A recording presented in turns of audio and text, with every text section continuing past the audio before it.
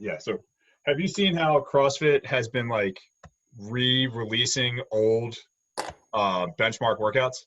Mm-mm. No, I don't get on the game site too often. Well, no, not even on the game site. So it's on .com. I religiously, as as religiously as like brushing my teeth every single night between 8, 9 o'clock. We could be like drinking or something. About 9 o'clock, get my phone Check out. it. I'm checking and just seeing what the workout of the day is. Dude, you got to, man. But anyway, so they've been re-releasing basically the updated 2021 version of like a bunch of like the old girls benchmark workouts. Really? Yeah, man, they've been really cool. So we've redone a bunch of them actually. So I have to go through and check them out again. But that Andi workout, I think I told you about it. You might have. I'm terrible with the name workouts. So What was it?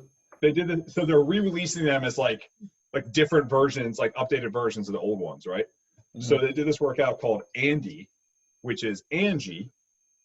Angie's 100 pull-ups, 100 push-ups, 100 air squats, 100 sit-ups for time. Yeah. Andi is 100 hang snatches, 100 jerks, 100 push presses, 100 sumo deadlift high pulls, 100 front squats. I do remember you telling me about this. Yeah, 65 for men, 45 for women.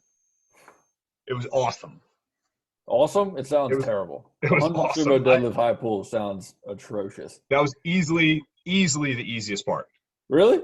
Yeah, that was the only. I was doing sets of like 20 or 25 with the sumo deadlift high pulls. Do you still do them like kind of regularly? No. I was gonna say because we did a work. I don't even remember what the workout was, but it had sumo deadlift high pulls in it and a decent number, and it wrecked me. Just wrecked me. But they were heavier high pulls. It was like, I want to say it was like 115, maybe even 135.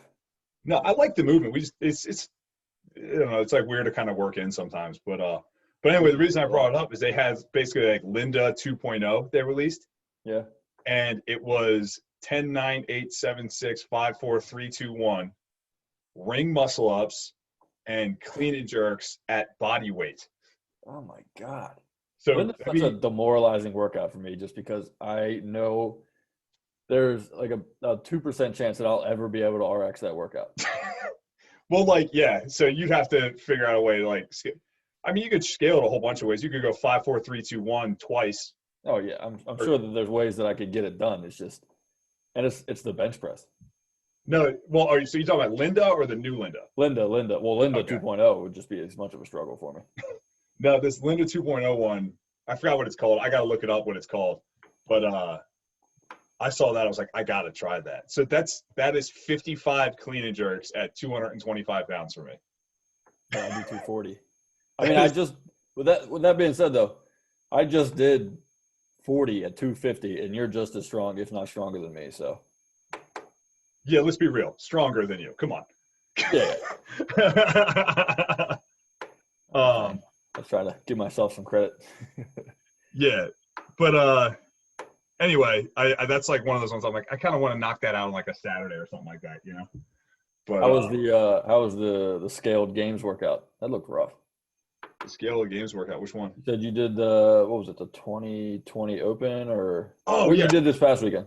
Yeah. All right. So this is a perfect way to lead off the podcast, and then we'll get down to the nitty gritty, right? So I'll tell you the beginning of the story. So Britt and I are grocery shopping, and we're going down like the quote breakfast aisle. You know, the aisle that has like puffed sugar and like muffins and cake and Oreos and shit. The fun aisle. We're going down the breakfast aisle, and I was like, oh man, there has been a lot of innovation in the Pop-Tart field since I was in high school.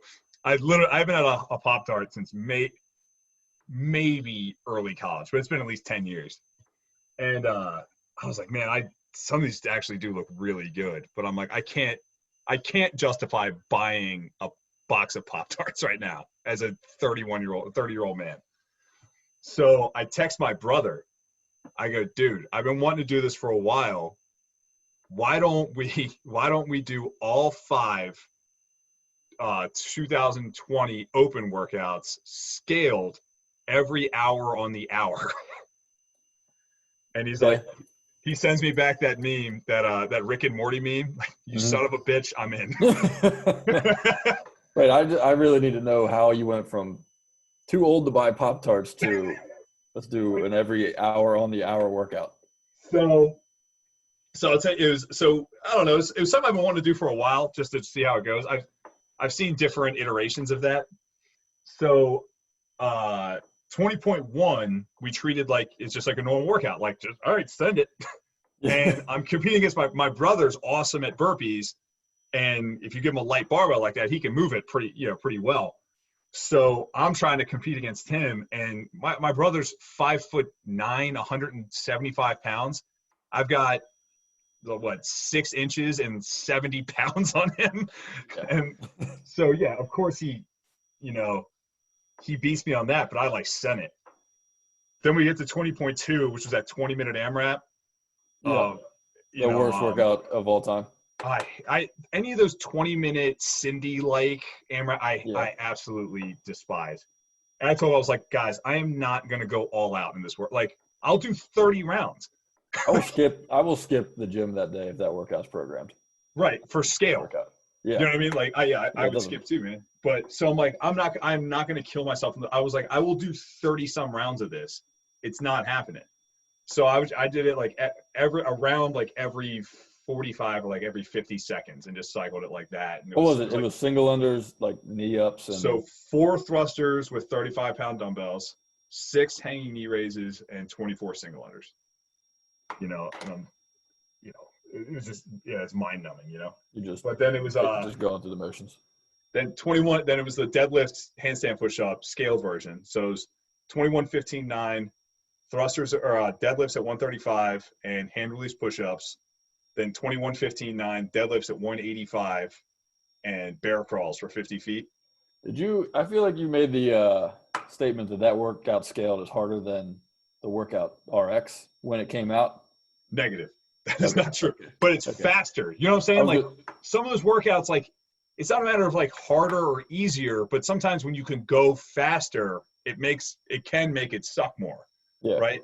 Especially when you're like me and you suck at handstand push-ups. So that workout took me 7 minutes, and keep in mind, this is a Saturday. I've trained Monday through Friday going into this. Right. And then do that workout, and it was like, and I just worked out twice before that. So I'm hurting, man, and we still got that done. That was rough. That's a full sprint. It's like, yeah, it's a full-on sprint. But like one of the guys we train with, he makes a point to me. He goes, 185 deadlifts suck. He goes, because they're heavy enough that they're not nothing, but he goes, they're light enough you're not really going to step to that bar and be like, okay, let me brace my midsection, let me get a neutral. Like, you know what I mean? Your technique maybe isn't amazing on every rep. So yeah, I was like, yeah, that is very true. And that's a good one to do right in the middle of 5 workouts. So then I was like, Max, I got bad news for you. The one that's going to trash our bodies the most is 20.4. That was clean and jerks, box jumps / step ups, and then it was, instead of pistols, it was med ball step ups. I think I'd rather do pistols. Well, so the clean and jerks weren't a big deal. They weren't a big deal at all. But the problem is like step ups are just slow. Yeah. Like especially when you're me. They just don't go quick. You know what I mean? So I got time capped on that one before the bar was even, an issue. Like even. So that one kind of marginally an issue. I mean, it was. I'm not saying it wasn't a good workout, but that one kind of sucked because it was like, I never got to, And then I didn't want to scale like scaled. One of those ones where if you do it by itself, you're just like, all right, work through the time cap. Right. Yeah. But I kind of wish I would have, but that was a lot of step ups. And then the last one, that was the one you could partition as you wanted. Mm-hmm. So it was 40 chin over bar pull-ups, 80 calorie row, 120 wall balls at a 14-pound ball. That was a good workout. I actually like that one. Did you do the pull-up strict or butterfly? I butterflied them. I mean, at that point, dude, you're like, I counted up, I posted it. It was I like saw it, yeah. 1,577 Yeah. total reps.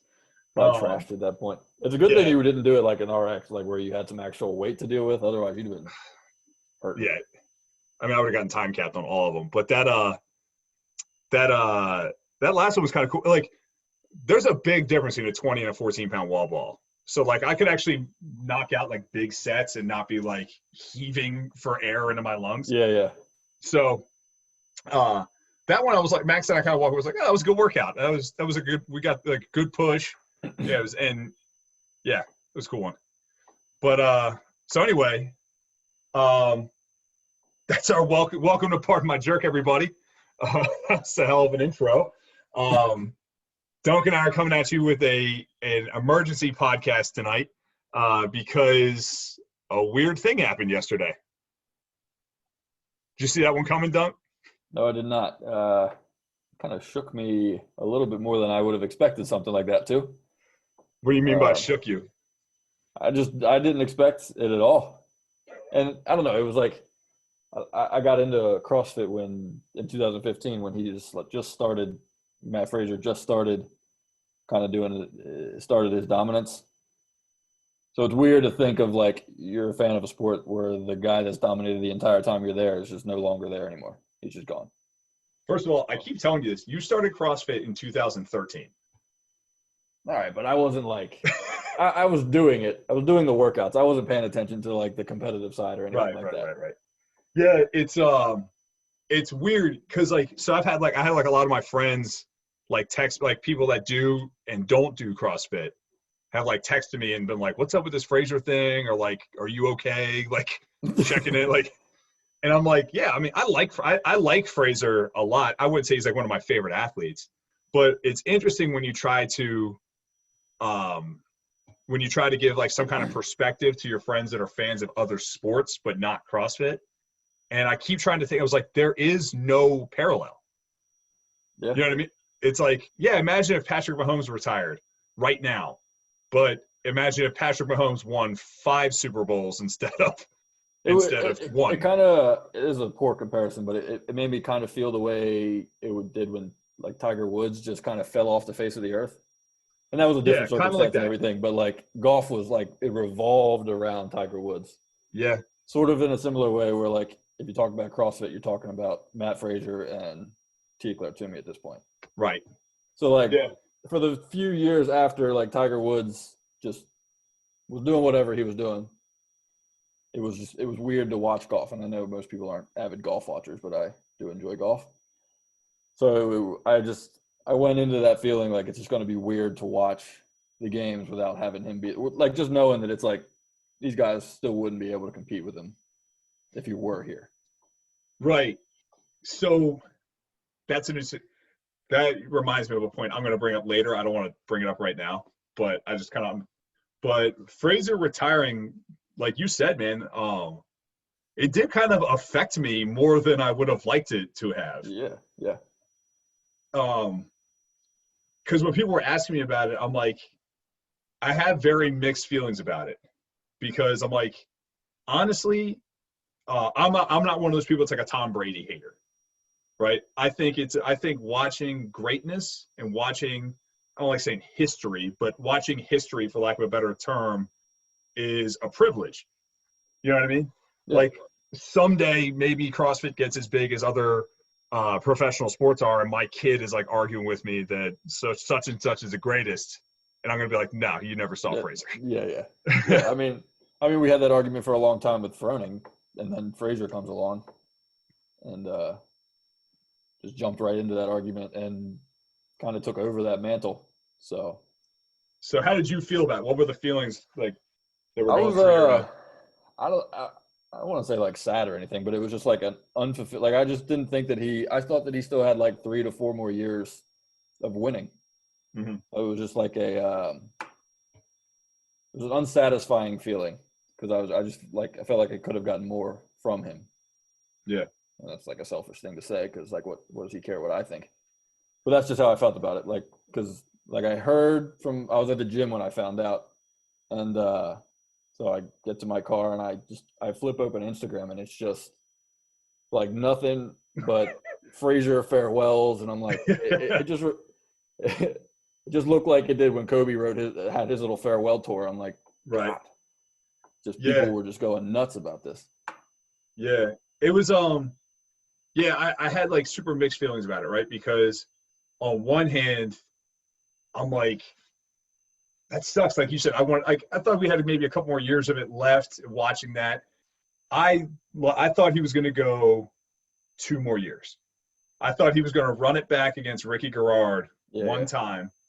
I don't know why I thought that, because the more I learn about Fraser, the more I realize he's like not really paying attention to that noise too much. Yeah. But I mean, he hears the noise, so like that would have been a good reason. That would have been a good like off into the sunset type thing. I thought we were going to get Matt versus Ricky one more time. So that kind of surprised me, because that's what I really want. Maybe it's just I really wanted that. I would have also liked it. It would have been cool to see him be like, all right, this is my last games, and then he goes out there and just shit talks the entire time. It's just like lets everybody know that he's just better than him. Especially right. There was no farewell tour, right? I think that's kind of what it is. Like, you want the opportunity to, like, when you look at these people that you cherish or they're important to you, and it's like, yeah, you want that opportunity to kind of like make your peace with it, which is tough. Yeah. Like Froning announced before his last games, he was done with individuals. Right. So you had like a couple, like you had some time to cope with it. Right. Fraser or just like appreciate the moment you had with him, right? When, like, if Fraser came out and got enough points to take first and third place again, like, I could be like, good for him. Like, this is history. He's going out the way he wants to go out. Like, that it would have been a little bit more, like a little bit more easy to swallow, But yeah, but the flip side of it, and we'll unpack this a little bit more as we go, is the sport just got a lot more interesting. That's true. Yeah, I mean, and it was a poor time to leave, because it's just like now dealing with all the new stuff, and now you want to find a new like male ambassador for the sport. So, you know what? Honestly, though, I don't think that will be that difficult to find, and that's not a slight to Fraser. It's more of a compliment to Fraser, because he was kind of always. It always seemed like he was kind of above that. Like, he's like, I'm just eyes forward. I'm grinding. I'm training. He wasn't a crazy marketable athlete, and maybe I'm just saying that because he's always, no matter what happens, he's always going to be juxtaposed next to Froning. Yeah. And Froning is like the ultimate level of marketable athlete. See, I disagree with you a little bit there, because like CrossFit, it's one thing to like be like on the games websites and like Reebok's and Nike's like poster child for CrossFit, but like I feel like CrossFit's popularity is mostly through YouTube, and Fraser is really big on like appearances on all these like top YouTubers channels. So like there's no athletes that are on like the Buttery Bros or Craig Ritchie or I don't know, whatever else YouTube, Arm & Hammer. He's always doing something with those guys. But like occasionally you'll see like Vellner will pop in like once a year, or Hepner maybe, whoever. But like Fraser is like, it's a constant. He's like there 2-3 times every season. He lets them in. They train with him. Kind of gets into his personal life a little bit. Shows him what he does other than CrossFit. So like, yeah, I see where like he doesn't want to like sit there in front of a camera and just interview for CrossFit, but like he does do these things where he is seen as an athlete and as a person for the CrossFit community. Yeah, but I just looked at it as like on to the next one. Like they'll latch whoever's great next, they'll latch onto. Yeah. So I mean, I get that, but like I just don't think he was. It's not like he was just this stoic person that didn't do a thing. It was like he didn't just train, compete, and sleep. It wasn't just that. I don't feel like. Right, and I don't want to start getting like unpacking like games prediction stuff yet. We can get to that in a little bit. I still want to spend a little bit of time talking about him, but yeah, man, it was like a little. Maybe it's because like he's been a little bit more like front facing and like his appearances and stuff. Like maybe like we just got like I got like a little bit more like attached to it. Like I was like, oh, I like this guy, who I had heard very little from outside of like games documentaries and like some YouTube videos.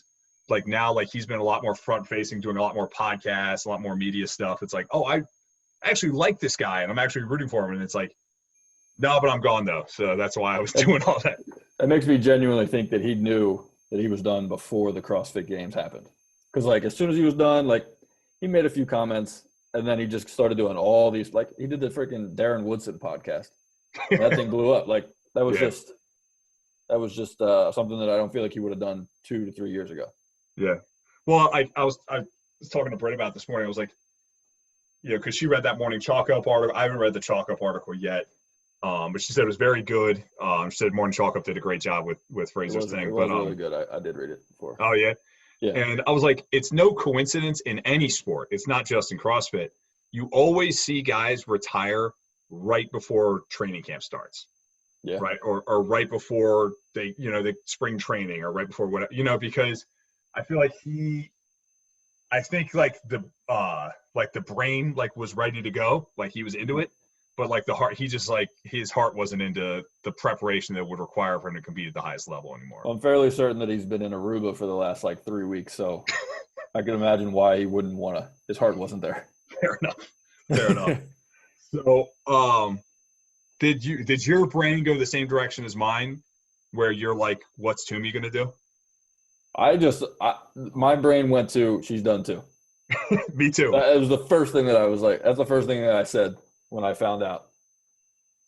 I was like, she's doing her bobsledding thing now. Like she's doing, and that's fine. Like I think there's a couple other athletes that are doing it too, but like it would make sense for her just to ride off into the sunset with him. But then again, they just started that proven training regimen or company or whatever it is. So then it's like that made me kind of come back against that. And right. I was like, it's not fair for me to sit here and conflate them into one. Like they existed as elite athletes without each other for several years. They trained together for 1 year, and now we're all like, oh yeah, they're like they're conjoined at the hip, right? Like they do all like. She's she's also several years younger than him. I was just gonna say, I'm fairly certain that she's a good bit younger. Not a good bit. Yeah, I want to say like 27, 28. Yeah. I want to say. But we were just joking around the gym before this though, and I was like. So, guy we train with goes, so when's Fraser going to release his programming? And I was well, he said that. When are we opening the Fraser files, right? Okay, so in that Morning Chalk Up article, he mentioned that he was like he's not leaving CrossFit. He's got all this stuff that he's like banked up over the last few years, like, and he mentioned his programming that he didn't want to share with the public while he was doing it because he didn't want anybody to know his weaknesses or anything like that. But he's like, I've got years of programming that I can release now. Dude, if he's the entrepreneur in me is looking at that like, dude, I would, because if I'm him, I don't want to be bothered with like uploading programming on a Sunday night. I don't want to be bothered with doing like the intro videos or like the movement demo videos or writing warm-ups or, dealing with like the software issues and emails, right? I'm just like, all right. Here's 1 year of my programming. I'll sell it to you for $699.99. Here it is. Because you know what's going to happen, right? All right, I'll do monthly programming for $29.99 a month. Everybody does that for 1 month, and they're like, unsubscribe, please. I would just sell the lump sum, just cash in. You know what I mean? The thing is, he could release like 1 month's programming, and that could be probably an entire year's worth of programming. Yeah, right. Like, he does like 8 hours of training in a day. That's like good for a whole week for most people. Yeah. So the thing I kept quoting to people, and I was like, for the people that don't understand why Fraser retired, I'm like, I feel like there's a disconnect when people say Fraser devoted his life to training. I don't think they understand what that actually means. You know what I'm saying? Yeah. So like, I think a lot of people when they say, oh, Fraser sacrificed a lot, he sacrificed relationships, he sacrificed friends, he sacrificed certain experiences in the interest of training. I don't think people understand when they say what phrase, like how far he was going. It wasn't your typical CrossFit athletes like get to the gym at 9 a.m., train for 3 or 4 hours, go home, take a nap, eat lunch, go back to the gym for 3 or 4 hours, recovery. Like that dude literally every second of every day was devoted to the point where he wasn't even cooking his own meals. He walks in the house, food is on the table so he can focus on recovery. So You know what I mean? did anyone tell you at all about that article that they wrote up? Some of it. Some of it. So I didn't realize how much he put into like I mean, obviously I knew that he put a lot into his training and stuff, but like he said in there that like a month out, he would like stop doing things like riding his motorcycle to the gym because it's dangerous. Right. He would even stop using steak knives because he was worried that he would cut himself and like mess up his week of training. So like, yeah, no, that's the kind of things that you don't think about when like you're like, oh, I could train 6 hours a day and do all this stuff if I can get sponsored by Nike or whatever, blah, blah, blah. Right. It's like, but you don't think about that kind of stuff. Like the true commitment. I remember a long time ago, you told me something about like how much time he devotes to mobility and like rolling and mashing work. What was that? I don't want to. It's like 2 to 3 hours a day, every single day. Right. Didn't you tell me he like every day would like go home from training, turn on a movie, and like I'm not stopping until the movie's over. Put on a long podcast, like a Rogan style podcast, or put on a long movie and just go with it. And I don't think people have like a full realization of just like how much of his life was devoted to optimizing every minute detail of his training to be the best. Yeah.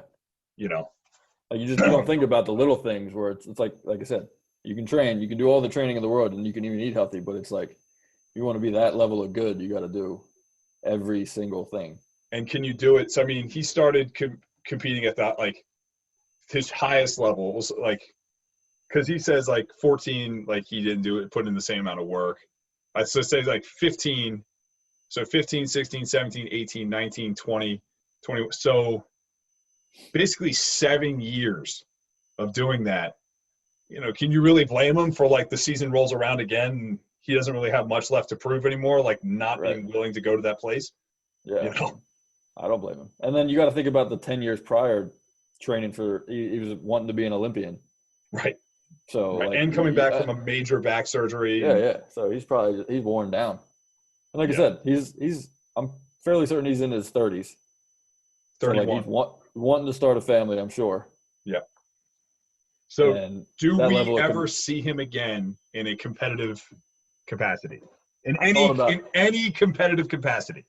I thought about it, and I didn't even like think about like him doing like a team thing with Tia and whoever else, because that would be cool. But like, I thought about him like he's gonna quit this year, and then he's gonna start like 6 months is gonna go by, and he's gonna start to get that itch watching all like the quarterfinals or all this new stuff that they're doing, and then the games are gonna come around. He's gonna be like, and especially if there's fans at the games, he's gonna miss that environment. And I think we might be able to get like a one last hurrah out of him. Well, how cool would it be if we get the 1 year retirement, right? And then like come back for 2022 and we get Ricky versus Matt. Dude, with Matt awesome. On 1 year rest on like a revenge tour. That would be awesome. How many people, like, I want to know how many people outside of like you, me, a few others that are like really consider the Ricky Garrard, Matt Fraser thing a rivalry. Like, Ricky Garrard really wasn't that close to him that year that he did it. Like, I mean, he was, third place, but he wasn't close in, like, the points. All right, so you're not wrong. I'm not saying you're wrong, but I'm just going to advocate the other side of that. One, Garrard is significantly younger. Yep. Right? Two, Garrard has had 4 years to work on what he sucks at, which I don't actually know that he actually has gotten that much better at the stuff he's, from what I've seen of him.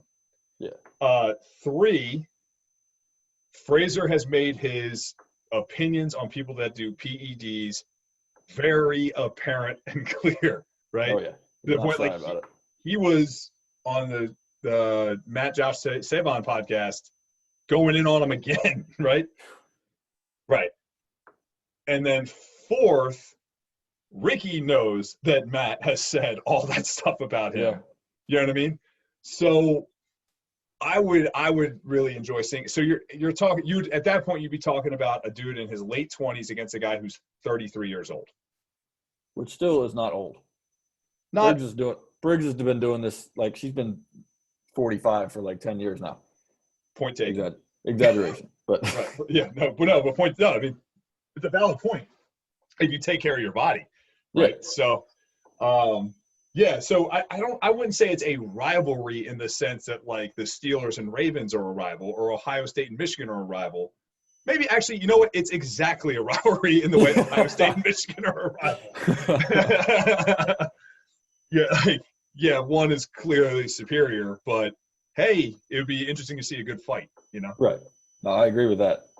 I mean, we've been wanting that for the longest time, and we haven't had one except for things that were out of the athlete's control that caused it to be a better competition than what it should have been. Right. So, in my opinion. So, segue, right? Perfect segue here. Fraser is off the table. Who is the man to beat right now?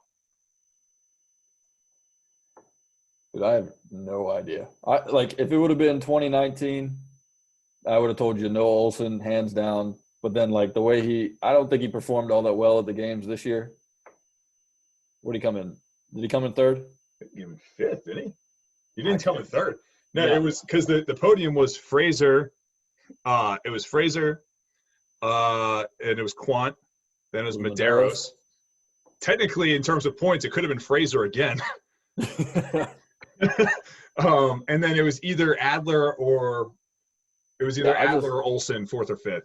I wasn't impressed. Matter. I wasn't impressed with Olsen this season. Not saying that he's still going to be at the top of the list, but like, there's no one that like really sticks out to me, especially with what we know, like what we don't really know how the season's going to play out.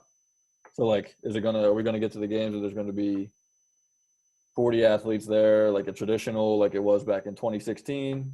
Like, you know what I mean? Yeah. I the thing I've been really curious about too is how much being quarantined is going to affect these athletes, because there's so many people that, like, especially in 2020, right? Like, I think there's a lot that we can't actually gather from the 2020 season, because how many athletes were locked in their house for 3 months and had to train with what they had access to, right? And we don't know how much that affected their fitness, first and foremost. Like, guys might have gotten less fit or didn't really move the bar in their fitness for that much time. And two, there's guys that had access to things that other athletes did not. That's true. Right? If you live in the state of California and that's where you train, unless you have a dope home gym set up, you probably didn't have access to the same equipment as guys that train in Texas do. Right. That makes sense. You know what I mean? So how did that affect things, right? So I don't like going too far into this because I don't really want to. But in my opinion, the entire 2020 season was just a wash. Like, just throw it out. Yeah. For a myriad of reasons, and COVID being only part of it, a big part of it, but only part of it. But just the way with everything that happened, I'm glad we had the games. They did an incredible job of what they had. It's safe to say Matt Fraser in 2020 was the fittest man on earth. But outside of that, that is all the information. Like, throw everything else out. Yeah. Which is another reason why I was upset that he left, because 2020 was just such a weird year. Yeah. So who would you say? Gun to your head. Who's winning who's going to win the 2021 CrossFit Games? I guess I would go with Olsen. But that's only because because he's been there the last 2 years, and two, because we haven't seen any of the other top level athletes for like 2 years now. Right. So I think it's a 5-horse race. So go 1 through 5, starting with 5. Who I think has the least best chance. Fifth best chance. So it's a 5-horse race to me. And I'm literally just constructing this on the fly. So if I miss, jeez. No, the 5 that were in your head. Let's go. The original, okay, I'll say the 5 that were originally in my head, but then there's another guy I forgot. So number 5, I'm going to go Brent Fikowski. Now, Brent Fikowski might be my favorite dude doing CrossFit professionally right now. I just think he has too much of a disparity between the things he's awesome at and the stuff he's not awesome at. Yeah. not as awesome at, because they're all incredible at everything. But like the problem with Fikowski is like you give him something in his wheelhouse, there's a great chance he's going to win it. If you give him something that's not in his wheelhouse, it's probably not going to go well for him. Right. Yeah, So he's either top 5 or bottom 10. Right. So that's the only thing that, in my opinion, separates Fikowski, and it's just shit that's out of his control. Like if he has to do burpees, it's like, well, sorry, man, just try to damage control. He knows he's gonna that's just things that he knows he's gonna have to get through. Okay. Number 4, I'm saying Pat Vellner, or not Pat Vellner. Sorry, that was.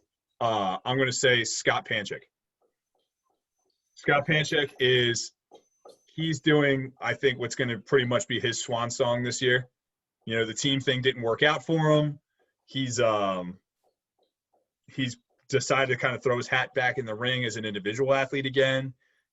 He might, with Fraser being taken out of the mix, is going to give a lot of guys a totally new approach to competition, because they're going to sit here and say, I have a shot. Right. You know what I mean? It's not like everybody says, yeah, I'm going here to win, but Jesus Christ, man, you see, like, you're not going to beat Fraser, and you know it going into it. Yeah, yeah. So it's just Panchik did it right last year. Tried to get a medal somewhere else. Right, and it's like Panchik's always right there in the mix. He doesn't really have weaknesses. There's not really anything. Strong. He's good at gymnastics. Like he's fit. He always says he sucks at the running stuff, but I know he hammers that stuff. So he has a shot, man. He's a veteran. He's still in his prime. I give him a shot. Look, and we're going to go back to the old way where it's not one person finishing in the top 5 every single event. Oh yeah. So there's going to be gaps in people's scores again. Yeah, and exactly. You're 100% right on that. So my number 3, I'm going to say, is Pat Vellner.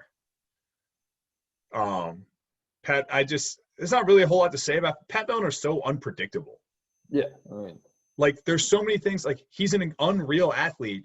So someone go on the floor and you're like, yeah, you might not think he has any shot at doing well, and he could win that event. And then there's stuff you see, you're like, oh, he's a former gymnast. This is a wheelhouse for him, and he does fine. And then the problem with Vellner too is that if that dude can just eliminate the little mistakes that are like not even like mental errors, it's just weird shit that happens to him. Right. Like you put him in the mix with anybody. So he's so hard to predict. My number 2, I'll say, is Olsen. Enough said. He was hot on Fraser's heels in 2019. And then my number 1, actually, I was going to say this is number 2, but you know what? I'm not gonna come down off it. I'm gonna go for it. My number 1 is Justin Medeiros. I knew you were going to say that. I got nothing against the guy, but that dude was a rookie last year and like exceeded everybody's expectations. It's almost normal for him just to be like take his foot off the gas. I don't think. And I'm not. I have no like proof or like no. I don't know the guy at all. Like I barely even heard him speak. So like nothing. Like that's just an assumption. My cut on Medeiros is the same thing I had to say about Haley Adams. Justin Medeiros has given me every reason in the world to think that dude is going to win 4 CrossFit Games titles. What we need to do, though, is I need to see him in a normal competition against a full gamut of competition. Yeah. Against 40 athletes in a 15 event, 4-day CrossFit Games where the point spreads are going to get screwed up, and you're going to have a Yonakoski that's amazing at swimming, and you know what I mean? Where being pretty good at stuff isn't good enough to win events. That being said, I would probably say Noah Olsen would probably be my pick to win it all, but just because I think his window is open. But yeah, Justin Medeiros, man, I'm a big fan of this. But the guy, and I apologize, BKG, under any circumstance you ever hear this podcast, and I don't give you the credit you deserve, but BKG has to be in that conversation. Problem with 4 of the guys that you mentioned is like we haven't seen them for so long. Like they've just been out of sight, out of mind. Like what have they been doing for almost 2 years? Right. They've been training, but they haven't been who knows like if they're even still like some of these athletes that I think about or we've talked about or whatever. I'm like, I don't even know if you're still in it, man. It's been 2 years. Like you could have retired, you know? Yeah, like Fikowski could be back in finance. Like we don't know. Like he could have hit it big on the stock market and just said the hell with CrossFit. Right. Yeah, he could have invested in GameStop a couple weeks ago, and he just says the hell with CrossFit. All right. Well, anyway, man, that's about the amount of time I wanted to put in this one. So I appreciate you jumping on for this emergency podcast. Yeah, everybody, give us a like, give us a follow, give us a share, put some comments in there, and if you guys could leave us a review, it's tremendously helpful with all the search algorithms and all that. So appreciate everybody listening. Have a great day.